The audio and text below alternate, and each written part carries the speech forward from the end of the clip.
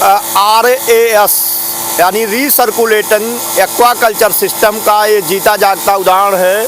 और यह 8 टैंक वाला RAS सिस्टम है।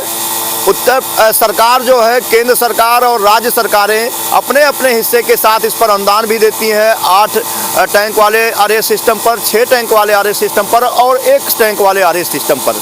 लेकिन इसकी पूरी प्रक्रिया क्या है, इसमें कैसे ज़्यादा उत्पादन लिया जा सकता है, आइए जानते हैं अरविंद बहादुर पाल जी से।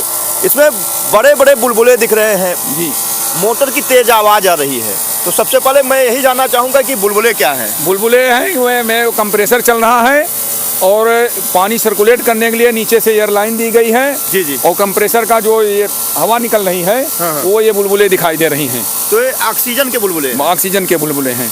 तो जो 8 गड्ढों का RAS सिस्टम बना है, मछली पालक भाइयों को इससे कैसे दूसरे पद्धतियों से ज़्यादा मुनाफा प्राप्त हो सकता है? जितना हम 1 हेक्टेयर से उत्पादन ले सकते हैं उतना हम 120 फीट बाई 100 फीट में 120 फीट बाई 60 फीट में उतना उत्पादन हम ले सकते हैं इसमें। यानी हम और इसमें पानी का वेस्टेज जो है, हमारा पानी निकल के जाता है जी जी, नीचे एक हमारा टैंक है, रिसाइकलिंग सिस्टम लगा हुआ है उसमें, और वो रिसाइकिल करके हम फिर पानी को वापस ले लेते हैं इसमें और वही पानी इस्तेमाल करते हैं। और जो पानी एकदम वेस्टेज हो जाता है वो हम अपने धान के खेत में और गेहूं की फसल में लगाते हैं। उसमें हमको DAP यूरिया की मात्रा कम लग जाती है। जो उर्वरक रासायनिक देते हैं वो हमको रासायनिक उर्वरक की अपेक्षा वो बायो फर्टिलाइज़र का काम करता है हमारा, और उत्पादन हमारा बढ़ जाता है। तो यानी आपके हिसाब से कि हम सामान्य जो विधि है, सिस्टम है, उसकी अपेक्षा 8 से 10 गुना ज़्यादा उत्पादन RAS system, recirculating aquaculture system से प्राप्त कर सकते हैं। दूसरा जो फिल्ट्रेशन की प्रक्रिया है, हम पानी को लगभग 8 से 10 साल तक इस्तेमाल कर सकते हैं फिल्टर होकर के। इसमें जो गार्बेज निकलता है, जो गंदगी होती है, साफ होता रहता है। हाँ, और इसमें कौन कौन सी मछलियाँ ज़्यादा मुफीद होती हैं पालने के लिए? इसके लिए पंगेसियस और रूपचंदा जी जी, जिसको यहाँ की भाषा में पावलेट भी कहते हैं। हाँ, तो ये दोनों ज़्यादा ग्रोथ करती हैं। इसके साथ अगर इंडियन मेजर कार्प भी डाल दिया जाता है तो जो दाना इनका बच जाता है खाने से, ज़मीन में चला जाता है, उसको खा के वो और ज़्यादा ग्रोथ करती है। अच्छा, ये जो टैंक बना हुआ है, इस टैंक की लंबाई चौड़ाई क्या होगी, गहराई क्या होगी? ये 25 feet by 25 feet by 6 feet का है। अच्छा, 6 फीट गहराई और 25 फीट लंबाई और चौड़ाई है। हाँ। तो इस हिसाब से अगर देखा जाए, एक टैंक में साल भर में कितना उत्पादन प्राप्त किया जा सकता है? इसमें जितना 1 हेक्टेयर में, इसमें एक टैंक में 25,000 बच्चे पैदा हो, उत्पादन इसका 25,000 बच्चे की कैपेसिटी है। अच्छा, साल भर में कितनी बार इसको रोटेट कर सकते हैं? इसको 2 से 3 बार। अच्छा, और वैसे सामान्य तालाब में कितना? सामान्य तालाब में 1 बार।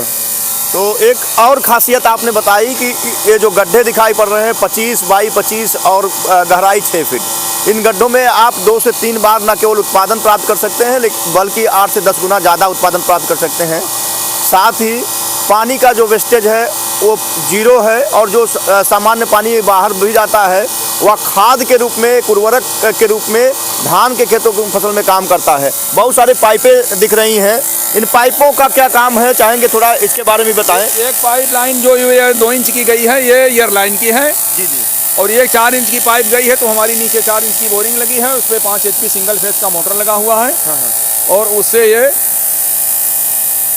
पानी की सप्लाई है। जिस टैंक में पानी की कमी होती है या हमको तापमान मेंटेन करना होता है जी जी, तो उस हिसाब से उसमें पानी हम दे देते हैं। अच्छा, एक चीज़ और जानना चाहेंगे, इस पर अभी आपने बहुत सारी मोटे प्लास्टिक की पन्नियाँ लगा रखी है, ऊपर जालियाँ लगा रहे हैं, इसका क्या उद्देश्य है? इस समय तापमान हमारा बहुत गिर गया है जी जी, और इस मछली के लिए 10 डिग्री से कम तापमान नहीं चाहिए।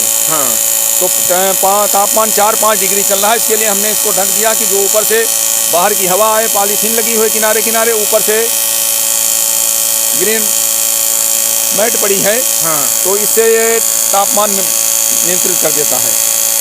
सरकार इस पर अनुदान भी देती है, तो कितना अनुदान प्रति गड्ढा के हिसाब से मिलता है? ये 50 लाख का प्रोजेक्ट है पूरा जी जी, और इसमें 60% का अनुदान है महिलाओं के लिए और पिछड़ी जातियों के लिए। सामान्य के लिए 40%। अच्छा, मतलब अगर हम 8 गड्ढे का प्लांट लगाते हैं जी, तो इसमें हम 60% तंगुंदान महिलाओं के नाम से कर सकते हैं जी। और पिछड़ी जातियों के इसको लिए। हमने बहू के नाम से लिया है। जी जी। और एक चीज़ और जानना चाहूँगा, जैसे जो बच्चे तैयार किए जाते हैं, इनकी नर्सरी तैयार की जाती है, जी। तो क्या इन गड्ढों में नर्सरियाँ भी आसानी से तैयार की जा सकती हैं? बिल्कुल।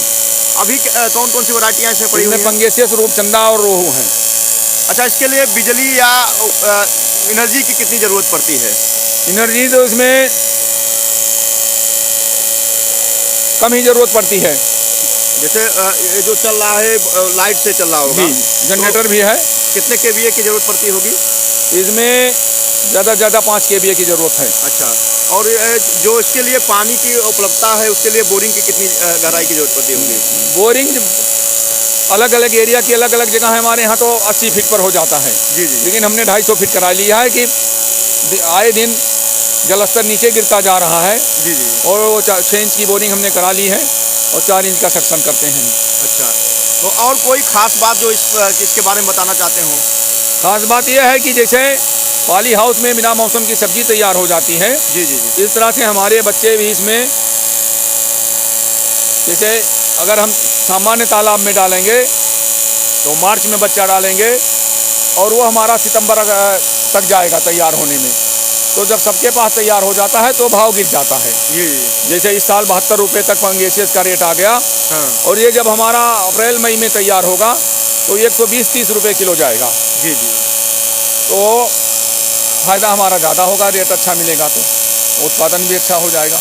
तो हमारे साथ जो अरविंद बहादुर पाल जी, और मैं चाहूँगा मेरे साथ एक बार चलते हुए इसका पूरा दिखा दें।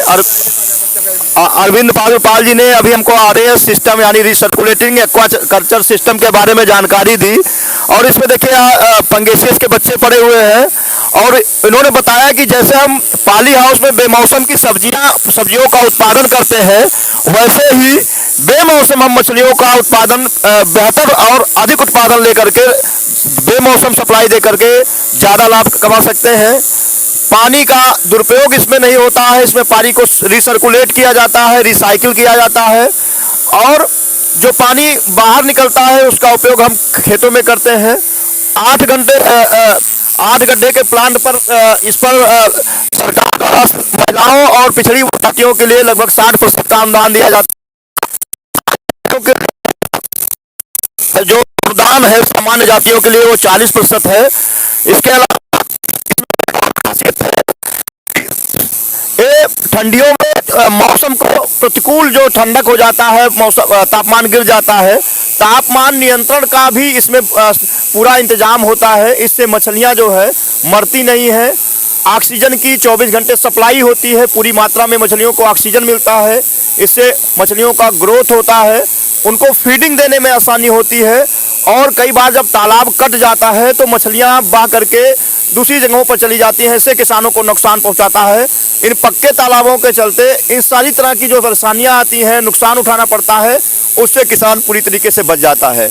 तो अगर आप भी चाहते हैं कि RAS सिस्टम जो मैंने बताया इसका लाभ उठाएं, तो आप अपने नज़दीकी जो मत्स्य पालन विभाग है वहाँ से संपर्क करें, या आप इसके बारे में और अधिक जानकारी जानना चाहते हैं तो हमारे साथ चलते चलते हम चाहेंगे अरविंद बहादुर पाल जी से कि वो अपना मोबाइल नंबर बता दें।